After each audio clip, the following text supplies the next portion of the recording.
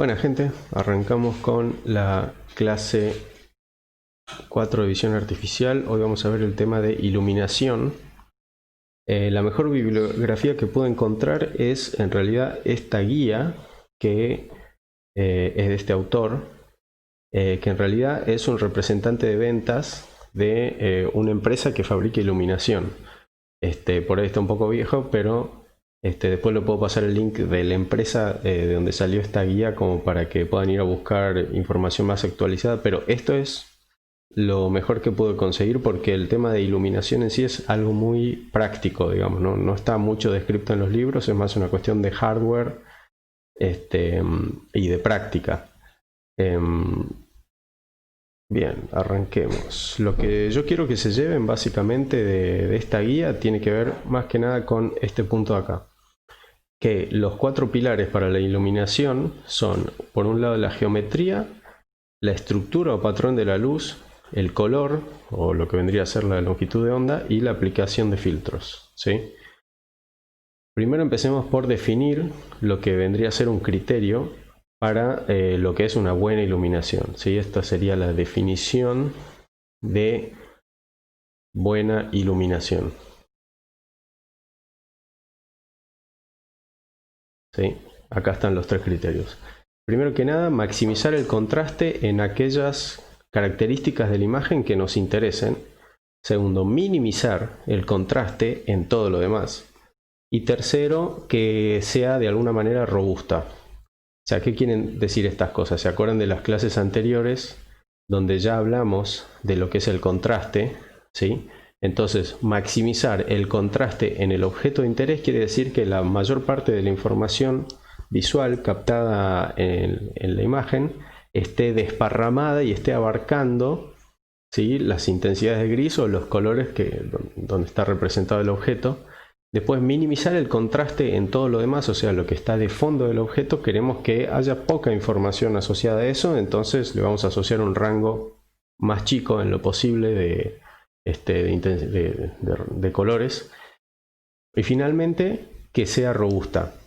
Eso quiere decir que cuando uno haga una detección, un procesamiento, lo que sea, con una imagen, que funcione, y después cuando venga otra imagen con el objeto ligeramente cambiado, o cuando haya pequeños cambios de iluminación o errores o lo que sea, que estas 2 primeras características se sigan cumpliendo, o sea, sigamos teniendo una buena detección del objeto de todos modos, ¿sí? Así que estos son los 3 criterios con los que uno puede decir más o menos que la iluminación es buena o mala. Fíjense, por ejemplo, en este caso que tenemos acá. En la imagen de la izquierda tenemos un código de barras que se ve con buen contraste, ¿sí? Y también podemos distinguirlo bastante del fondo, ¿sí? Mientras que en la imagen de acá de la derecha tenemos el mismo código de barras que, si bien se lo puede ver, en este caso yo no podría decir que la iluminación es robusta, porque el envoltorio de celofán, ¿sí?, del producto, seguramente cuando venga un nuevo objeto va a ser distinto el brillo, ¿sí? Todas esas arrugas que generan un brillo molesto seguramente van a ser distintas. Entonces mi detección, mi procesamiento de la imagen va a tener que cambiar, porque los brillos van a estar en otro lado y bueno, eso va a complicar bastante las cosas. Entonces, por un lado, el criterio 1, que es que el objeto de interés se vea con buen contraste, acá se cumple. Por otro lado, también que todo lo demás no moleste en la detección, o sea que el fondo del objeto no traiga una dificultad a la hora de procesar la información del objeto. Este criterio también se cumple. Y finalmente la robustez acá también, o sea, acá la iluminación no parece tener ruidos ni cosas que cuando venga un objeto nuevo vaya a cambiar demasiado. Entonces en este caso se cumplen los 3 criterios, mientras que en este caso el tercero, que es sobre todo el de robustez, acá falla. Las fuentes de luz que vamos a usar, bueno, deberíamos elegirlas en función de qué es lo que queremos iluminar. Las más comunes son fluorescente y LED.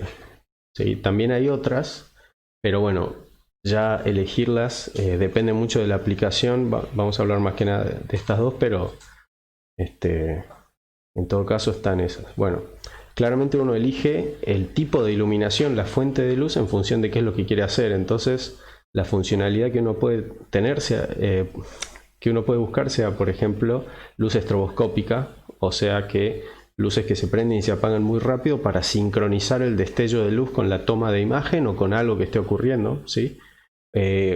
Otra posible aplicación puede ser que dure mucho tiempo, ¿sí? Entonces tenga una expectativa de vida muy alta. También puede ser que la fuente de luz caliente poco, porque por ahí lo que rodea la fuente de luz es muy sensible a la temperatura o no queremos que consuma tanta energía. También la intensidad de luz de salida, ¿sí? Es otra característica que podemos buscar, o también que pueda estar prendida durante mucho tiempo, ¿sí?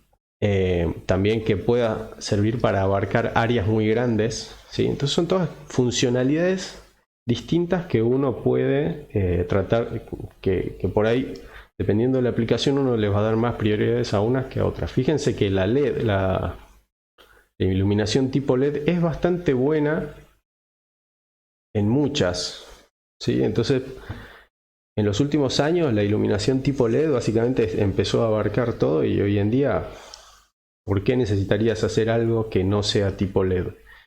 ¿No? Los únicos casos donde uno ve que más o menos podría uno necesitar otra cosa sería acá, para iluminar, por ejemplo, áreas muy grandes, como, no sé, me imagino un galpón o una zona de la industria muy grande. Por ahí es mejor directamente poner luz fluorescente, ¿no? Que la luz fluorescente anda bien para zonas así grandes. Así que en los últimos años, básicamente, la luz LED empezó a copar todas las funcionalidades. Otra cosa a tomar en cuenta cuando hablamos de la fuente de luz es el espectro que emite esa fuente de luz de color. Acá tenemos el LED blanco, ¿sí? Que, si se fijan, empieza a emitir desde el azul y es bastante ancho su espectro hasta el rojo, por eso se lo ve blanco. Después acá está el LED rojo, que tiene un pico básicamente acá en el rojo, ¿sí? Por eso lo vemos rojo. Y como referencia, por si uno quisiera en algún caso usar alguna otra, no sé, la luz solar, como para tener como espectro de referencia, es esta curva grande así bien ancha, ¿sí? Pero bueno, dependiendo de la funcionalidad, uno quizás querría usar alguna otra de las luces, pero ya les digo que en general hoy en día todo se soluciona mucho con LEDs. La otra cosa que uno tiene que tomar en cuenta es, ya no hablando de la fuente de luz, sino del sensor, es la sensibilidad a cada longitud de onda. O sea, el gráfico de arriba es la intensidad de luz que emite la fuente. Bueno, acá el gráfico de abajo es la capacidad que tiene el sensor de sensar justamente esa luz a esa longitud de onda.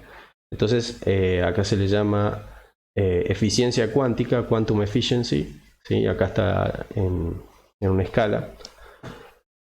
Y vemos cómo hay diferentes sensores, ¿sí? Que tienen diferentes espectros de eficiencia cuántica, ¿sí? Lo más común, para que nos quedemos con una referencia, es pensar en el CMOS, que es de lo que están hechos las cámaras web, y que, como verán, tiene esta curva naranja que empieza muy bajito, tiene muy baja sensibilidad para los azules, pero empieza a subir y tiene su pico más o menos acá en los rojos, ¿sí? Y después, bueno, sigue teniendo una sensibilidad alta y empieza a caer recién, ¿sí? O sea, es bueno para sensar lo que es rojo, infrarrojo. Si uno quisiera medir por ahí en otro espectro y tener buena sensibilidad, bueno, capaz que uno tenga que usar entonces otro tipo de sensor, o sea, básicamente una cámara más cara. El CMOS, de nuevo, es el default, es de lo que están hechos las webcams, así que es lo más barato y lo más fácil de conseguir. Uno, si quiere moverse a otro tipo de sensor, tiene que haber una razón de peso mayor, ¿no?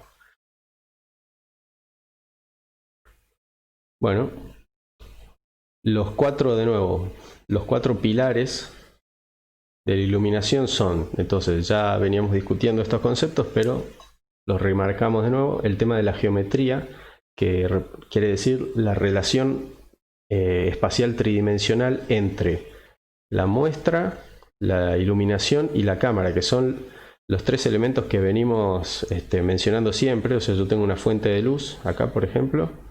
Esta es la fuente de luz, tengo un objeto y después en algún lugar tengo que poner una cámara. ¿Sí? Bueno, la relación geométrica que hay entre esas cosas, este ángulo, si se quiere,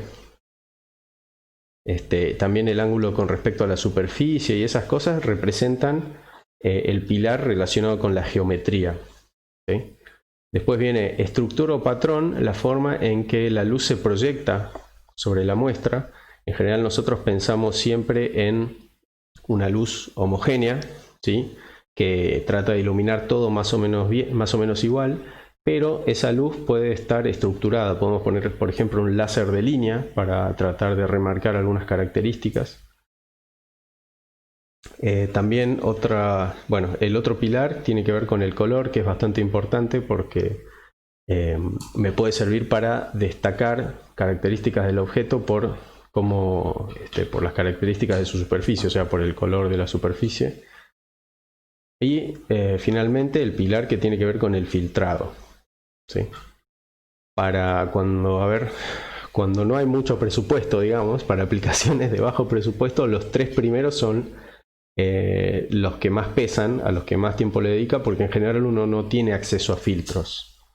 Pero si uno tiene que hablar de una aplicación ya más en serio, entonces hay que empezar a buscar qué filtros nos pueden servir para destacar, para dejar pasar o no cierto tipo de luz. Ya vamos a ver algunos ejemplos. Bueno, antes que pasemos a nada, le voy a dedicar unos segundos más a decir que esto es muy importante. Porque si bien gran parte de la materia, ¿no?, de visión artificial que están cursando ustedes está muy dedicada y muy explayada a todo lo que es software, algoritmos, que la matemática, que la programación, gran parte del problema de visión se resuelve acá. ¿Sí? O sea, resolver bien la geometría, ¿sí?, de los tres componentes, muestra, luz y cámara. Resolver bien cuál es la estructura o patrón de la iluminación, decidir con qué color iluminar y con qué color medir también, y decidir cómo filtrar la luz. Si uno lo hace bien, el 90% de la dificultad del problema, o prácticamente todo el problema, el 100%, ya se resuelve acá. ¿Sí?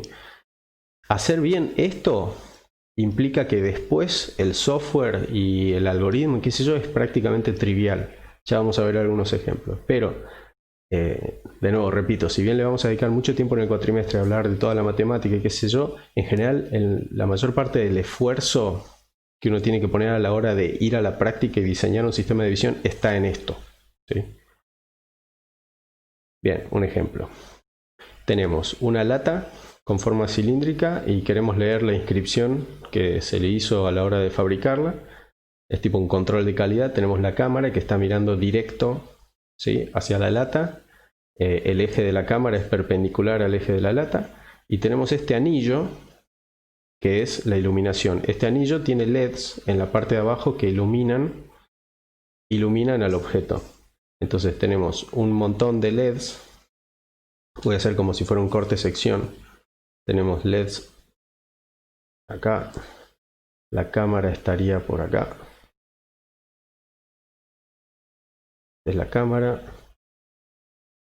Después, esto es como un corte sección del anillo de iluminación. Y después abajo tenemos el objeto, ¿sí? Este es el objeto. La lata. Bueno, entonces, ¿qué está pasando con la luz? La luz sale de la fuente de luz para todos lados, ¿sí? Y una parte de esa luz va a parar directo a la cámara por una cuestión de reflexión directa, ¿sí? Entonces hay lugares acá y acá donde la cámara recibe mucha luz y que son justamente los lugares donde se ve toda esta mancha brillante y está todo como quemado. Eso es indeseable, fíjense que me arruina toda la lectura. Entonces probemos cambiar la geometría. Esto se llama iluminación axial, coaxial. Coaxial, porque el eje de iluminación y el eje de la cámara son paralelos, ¿sí? Ahora vamos a mostrar un ejemplo de off-axis, o sea, fuera de eje. Pusimos los LEDs de costadito, mirando al cilindro de costado, y la cámara está acá. Vamos a hacer de nuevo el corte sección de cómo se vería esto. Tenemos el objeto, la lata, tenemos el anillo. Voy a buscar primero la cámara, permiso. Así, es la cámara. Y el anillo debería verse más o menos. Tenemos ahí el anillo, así. Y lo que está pasando es que de nuevo, como la lata es cilíndrica, ¿sí? Entonces en algún lugar aparece una superficie reflectante que me tira de nuevo un montón de luz directo a la cámara. Entonces se vuelve a ver toda esta mancha brillante de acá y de acá. ¿Sí? Que básicamente estas manchas brillantes son como si la cámara viera a la iluminación a través de un espejo cilíndrico, ¿sí? De nuevo, esto también es indeseable. Otro tipo de off-axis, ¿sí? O sea, fuera de eje, pero esta vez de manera un poco más inteligente, porque ahora se eligió un ángulo, ¿sí? El ángulo de iluminación, ¿sí? Que esté para coplanar con el eje del cilindro, con este eje. ¿Sí? Entonces ahora la luz que venía de cada uno de los puntos del anillo no encuentran una manera en que sean vistos por la cámara, ¿sí? Básicamente ahora la cámara no puede ver reflejada en la superficie a la fuente de luz, entonces ahora se ve mucho mejor, ¿sí? Y este último caso es, bueno, es básicamente lo mismo, es mucho más lejos, también es off-axis, más una distancia mayor, ¿sí? Y hace que la iluminación termine siendo bastante más difusa, por eso no hay brillos molestos, ¿sí? Ven cómo el tema de la geometría es clave, sobre todo en lo que se refiere a superficies reflectantes. Bueno, un problema que en general hay que resolver es la contribución de la luz ambiente, ¿sí? Acá tenemos un ejemplo.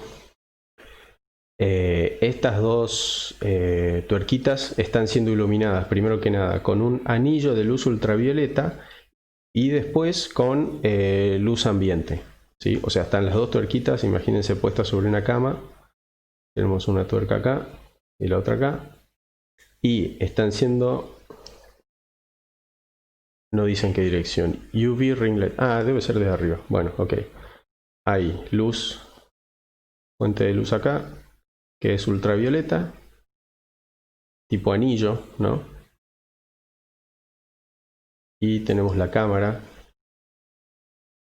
mirando para abajo. Y además de eso hay un montón de luz ambiente, ¿sí? Que viene de cualquier lado. Entonces así se ve la foto, con toda la luz ambiente. Ahora lo que hicieron para la segunda foto es poner adelante de la cámara un filtro.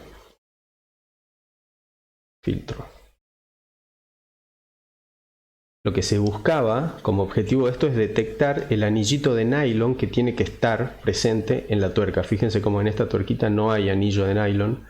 A ojo uno lo puede ver, digamos, tipo el operario lo puede detectar.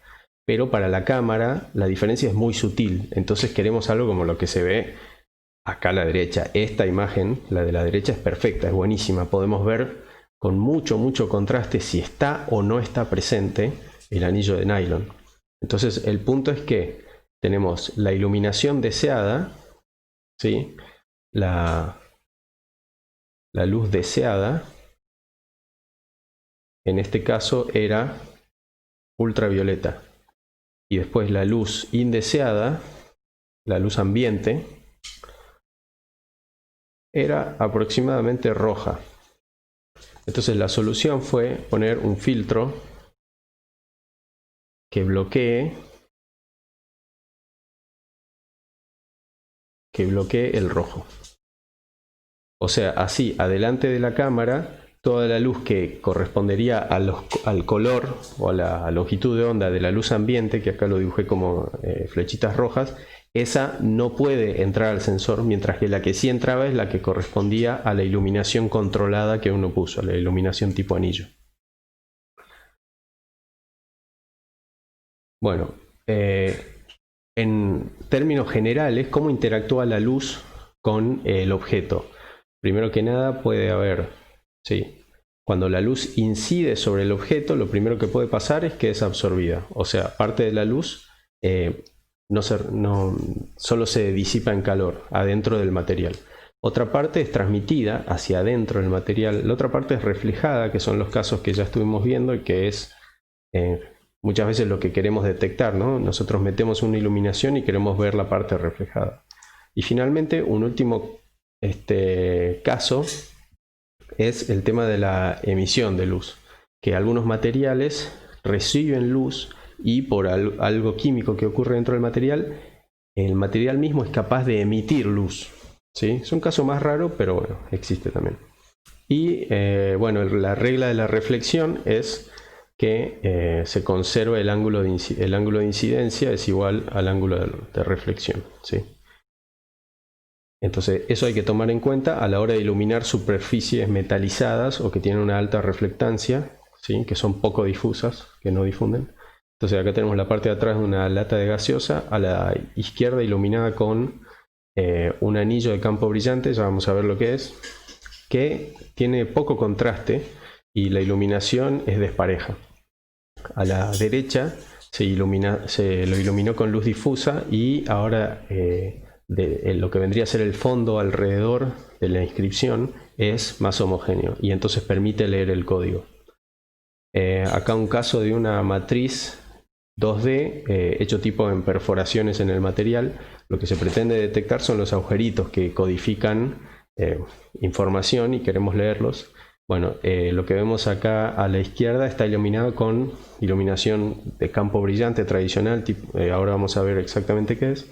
Y acá vemos a la derecha con una iluminación rasante de campo oscuro, donde se ve todo negro, lo que no nos interesa, y como destacados en puntitos bien brillantes los agujeritos. Esto es perfecto para detectar la matriz. Si bien en el caso de lo que vemos acá a la izquierda uno podría detectar esas perforaciones, de todos modos la iluminación óptima claramente es la de la derecha. Entonces uno aspira a que la iluminación sea así de buena. Esto es lo mejor que uno puede pedir. Ya después de esto, el algoritmo de visión es trivial. Bueno, el tema de colores. Fíjense que acá tenemos una estampilla con un código de barras bidimensional. Está acá siendo iluminado con luz roja, acá con luz verde, con luz azul y con luz blanca, y lo que vemos es lo que detecta una cámara blanco y negro, ¿sí? Fíjense que la estampilla acá no se ve, totalmente invisible cuando uno ilumina con luz roja.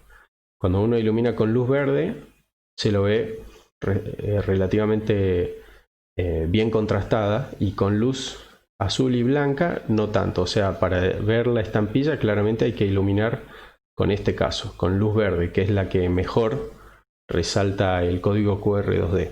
Ahora, si uno sabe que el objeto refleja mucho la luz roja, porque fíjense que acá iluminamos con luz roja y se ve indistinguible el papel blanco, ¿sí?, del código QR que debería estar acá.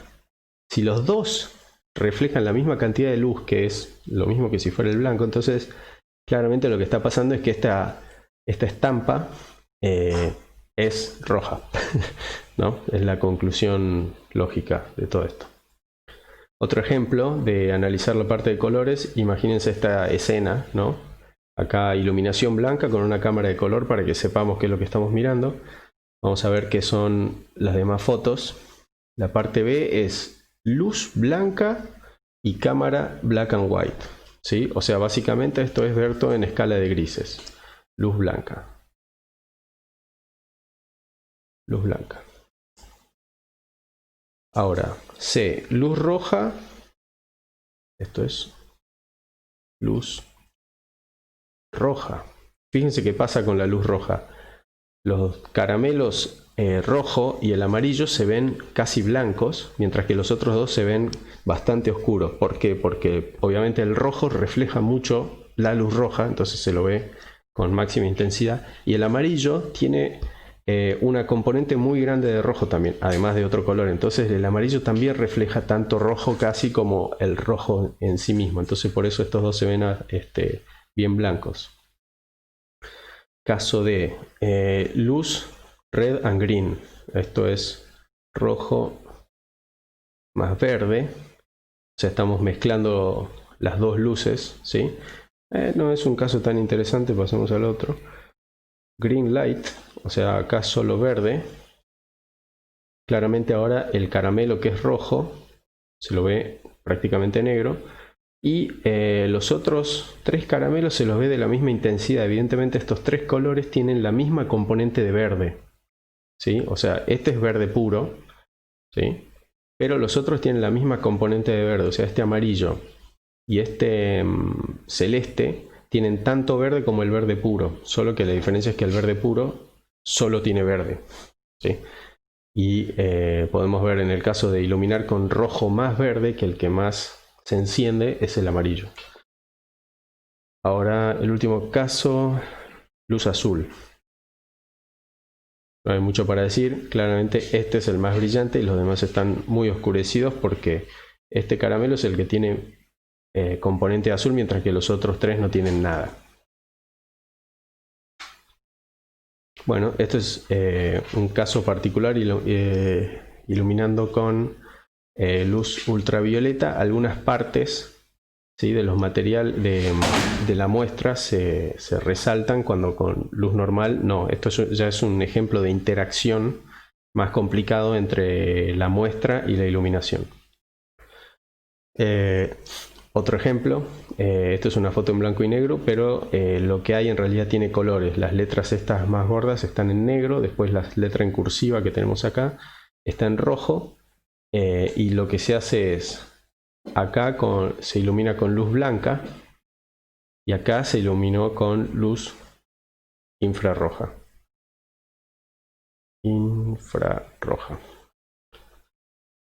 Fíjense lo que pasó.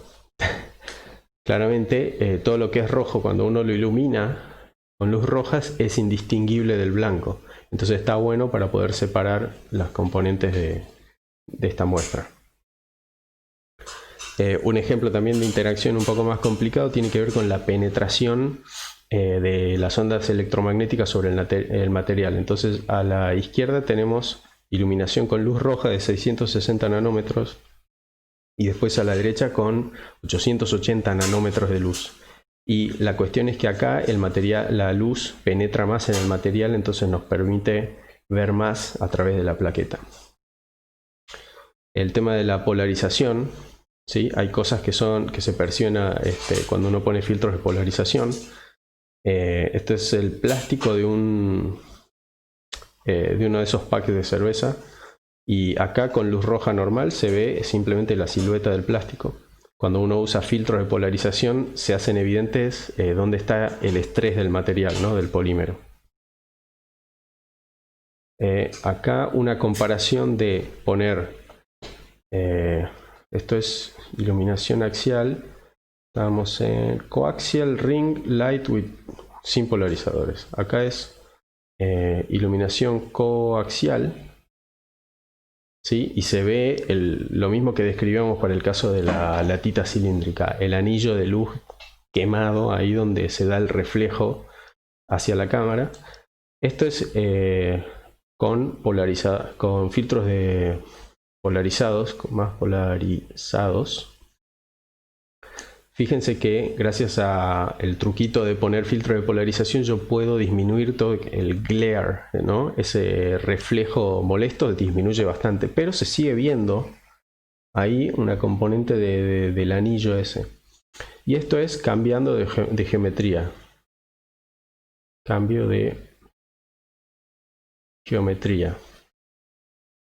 O sea que la conclusión de este ejemplo acá es que Para eliminar los brillos, lo mejor es tratar de que directamente no estén los brillos. Filtrarlos sí, también es posible y mejora mucho, pero en lo posible directamente eliminarlos desde un principio.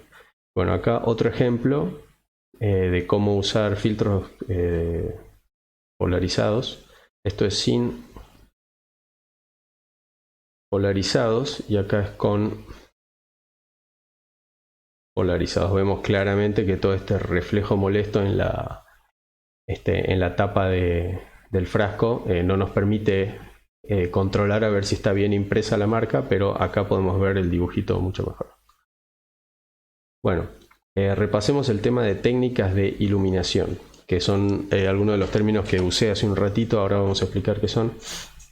Backlighting, o sea, iluminación desde atrás. Iluminación difusa, diffuse lighting, ¿sí? Ahora viene campo brillante, bright field, y después dark field, que es campo oscuro. Ahora vamos a describir qué es eso.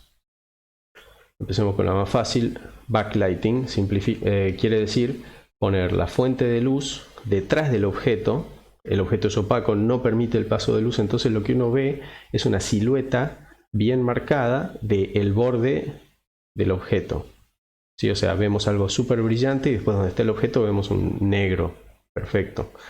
Entonces esto es bastante útil para detectar agujeros, controlar la presencia o ausencia de partes del producto.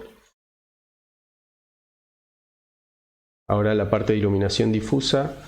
Una manera de crear iluminación difusa es poner las fuentes de luz, ¿sí? Acá y acá, y que no iluminen de manera directa al objeto, sino que primero reflejen la luz sobre una superficie difusa, de modo que después sobre la muestra llegue la luz desde todas direcciones, ¿sí? Y a todos lados homogéneo, que eso es tener iluminación difusa. Acá hay otro caso, iluminación difusa plana. En vez de usar unas pantallas, ¿sí? Para difundir la luz, directamente usamos unas fuentes de luz planas especiales de buena calidad que emiten luz de la misma manera para todos lados y es bien homogénea, entonces se da el mismo efecto, que a todos lados del objeto, de la muestra, llega luz y en todas direcciones. ¿Está bien? Esto es bastante útil para evitar brillos indeseados, ¿sí? Porque a la cámara no le va a llegar un lugar brillante que queme la imagen y no permita ver lo demás, sino que va a llegar todo iluminación homogénea. Acá tenemos un caso un poquito más sofisticado, ¿sí? Usando un doble espejo, se ilumina con una fuente de luz en la misma dirección exacta donde está la cámara.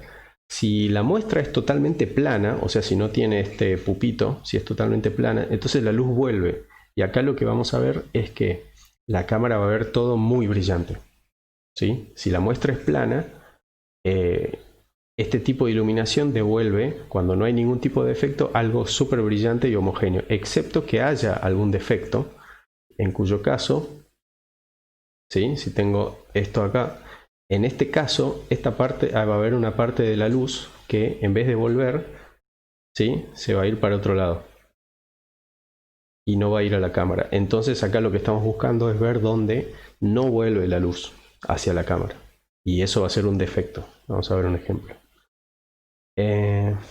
Acá tenemos justamente ese tipo de iluminación difusa en eje, on axis, ¿sí? Acá estamos viendo el pico de una botella, ¿sí? O sea, esta es una botella de plástico gaseosa, imaginemos, y este anillo brillante, ¿sí? Que se ve bien blanco, es donde la tapa de la gaseosa, cuando se enrosca, termina de asentar, y en este anillo es donde se obtura y se sella para que el líquido no salga.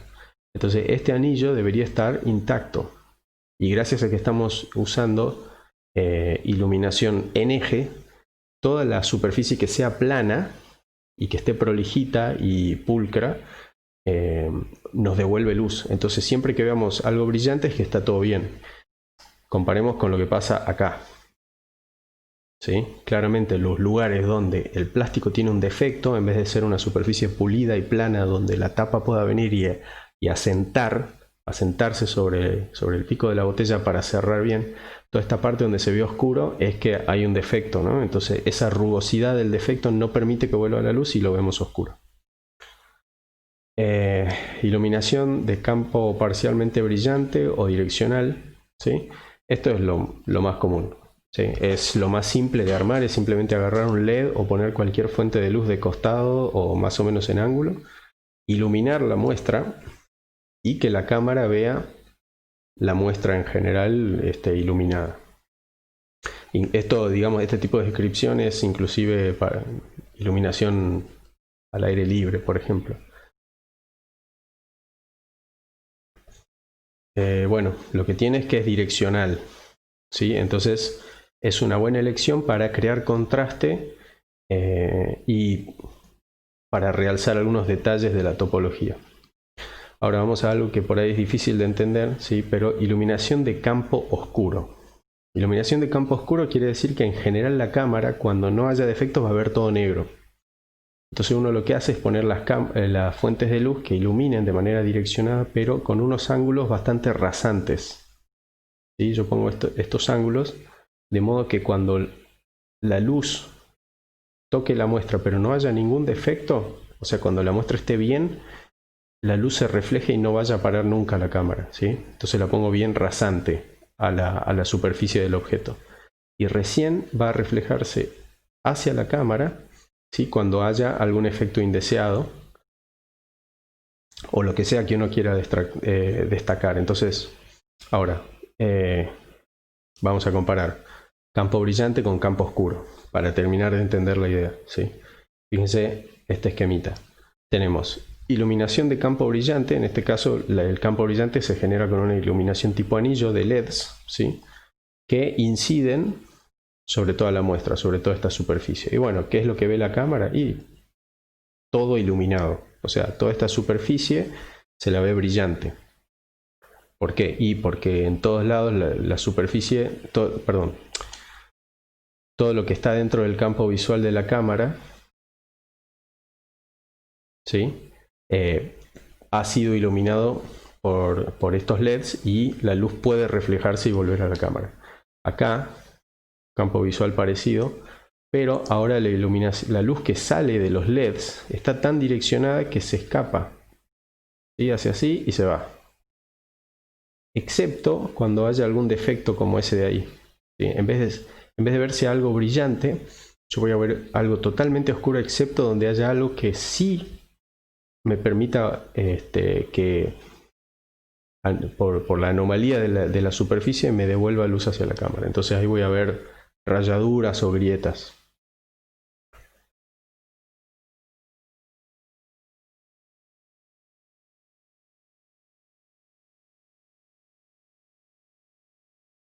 Bueno, resumen. Acá están los links de interés que los voy a poner en el Moodle de la materia. Básicamente de donde saqué este contenido. Bueno, y nada más, una clase cortita hoy.